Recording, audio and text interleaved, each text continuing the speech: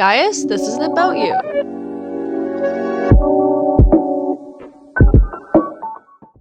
Hello, viewers. Hello, subscribers.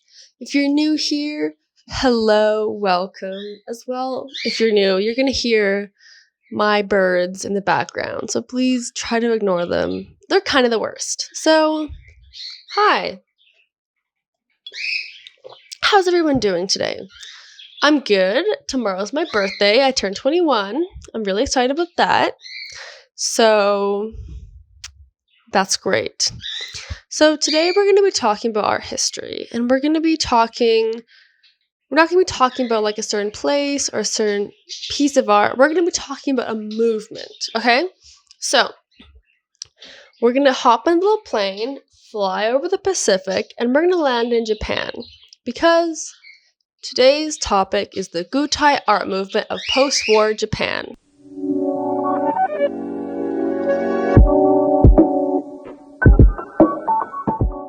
So Gutai Art, as I just stated, was started in post-war Japan.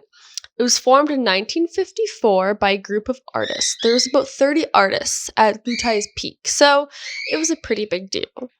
And so Gutai is a combination of two words. Gu means instrument and tai means tool. And then the proper translation of it would be concreteness. So that's kind of like what Gutai was going for. And so Gutai art was very interesting because it was right after the war and Japan was very bummed out, obviously. It was a rough time. And so this art was kind of just showing off Japan's new art movement to the world, but as well, it was definitely had a political agenda. They wanted to be original. They wanted to be unique. They wanted to be creative because it was like the start of like modern Japan, right? Modern 60s, we were bumping early 50s, you know what I mean?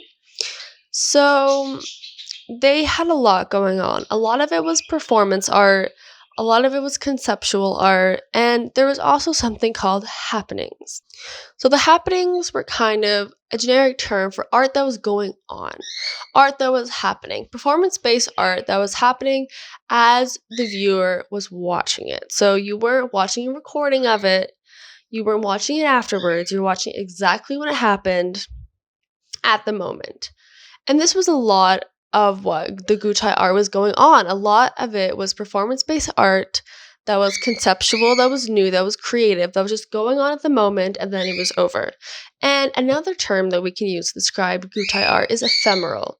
Just like I had used the word ephemeral in my last video, it's going to come back to this video. So basically, it's ephemeral. So basically, what you see, that's it. And afterwards, it's gone. You know what I mean? And so I have two examples of art that we're going to look at today, and both of them are ephemeral. So once they're over, you have nothing else to document this art other than some photos, the people who were there, who can give their testimony, stuff like that. But it's not like an oil on canvas where after the artist painted it, we can put it in a museum, we can move it. It's not like that. It's very ephemeral and very performance-based, as I had said. And something else that's very common in Gutai was mixing mediums.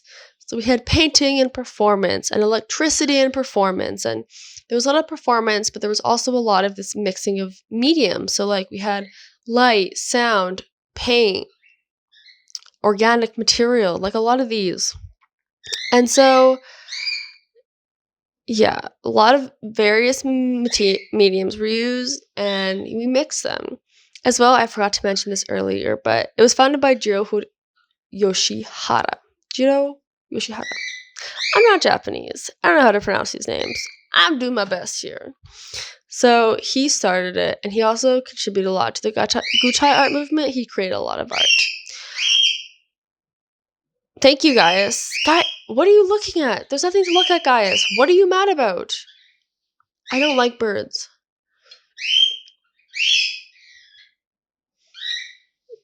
Okay, so we're going to look at two examples right now. So the first example, I'll post a picture of it. Actually, I'll move over. I'll try and post a picture of it while I'm talking about it. The first one is Challenging Ud by Kazuo Shiraga in 1955. Gaius! Gaius! What are you screaming at? So, Challenging Mud, in this performance, Kazuo pretty much just moved his body within this pit of mud.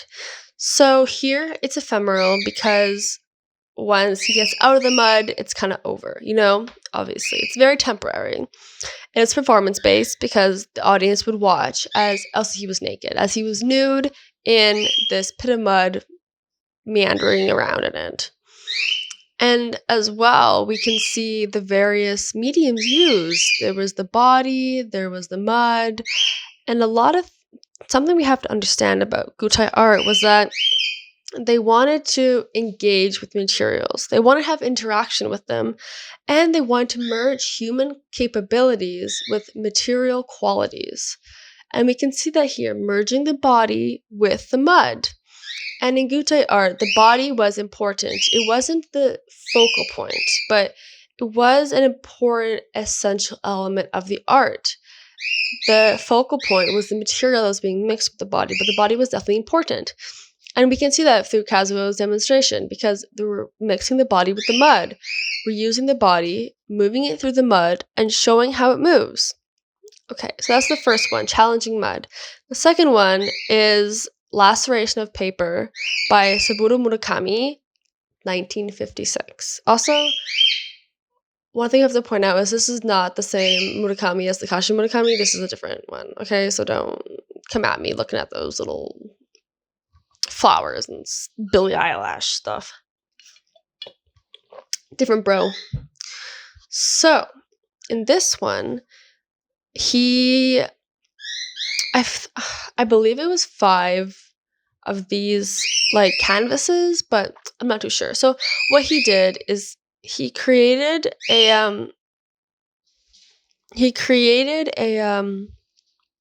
frame made out of plywood, and then he put on packing paper on top. So it kind of looked like a canvas, and then he jumped through all of them. He just ripped through holes and jumped through them. And here we can see the idea of ephemeral, because once the hole is ripped, the hole is ripped. Once he jumps through all of them, it's over. And after he jumped through all of them, he just let that installation stay there, and people could look at it and try and interpret what happened. So once the performance is over, it's over.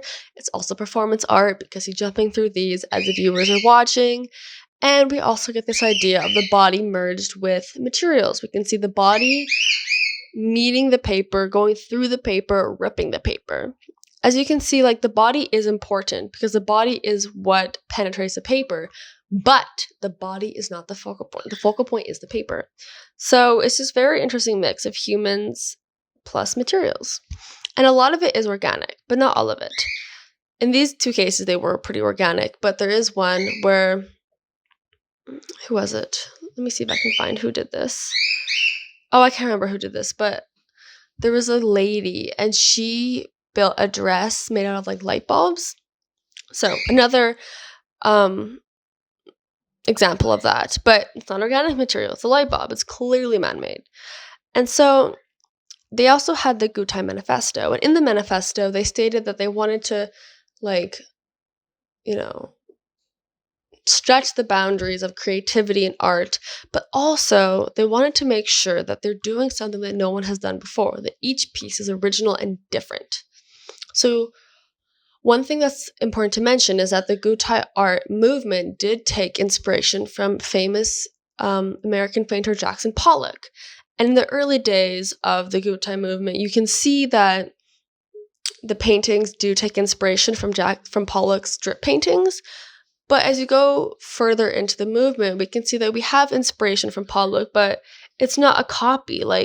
Jiro took inspiration, but remixed it in a way that he felt reflected what he wanted to show. So it's very interesting. And then once, like, as the Gutai movement progressed and during the 60s, something called the Fluxus Network started. So the Fluxus Network was this group of artists which were very interested in performance-based art. So they would do performances, and it was, I'm not going to say it started because of the Gutai Art, but the Gutai Art definitely shifted into the Fluxus Network, and it was a global movement. So we had artists from Asia, we had artists from Europe, North America, South America, you know what I mean. So it was a very global movement. Yeah, and we had people from different backgrounds, mathematics, composing, whatever. And it was very conceptual, very experimental, and they just wanted to be different and new. And so I'm not going to get into the Fluxus Network too much right now, but one artist that is very important in this movement is Yoko Ono. She was in the Fluxus Network. Important to note. So that's pretty much the rundown on Gutai Art. It's very interesting what was going on. It's very interesting. And there was another one, I forget what it's called or who it's by, but they would do some performance on like a train, like a metro train, and show it to the public. There's a lot of public art that was going on. It wasn't just limited to museums, galleries, and exhibitions. It was also in the public. So it was this really interesting movement that was going on.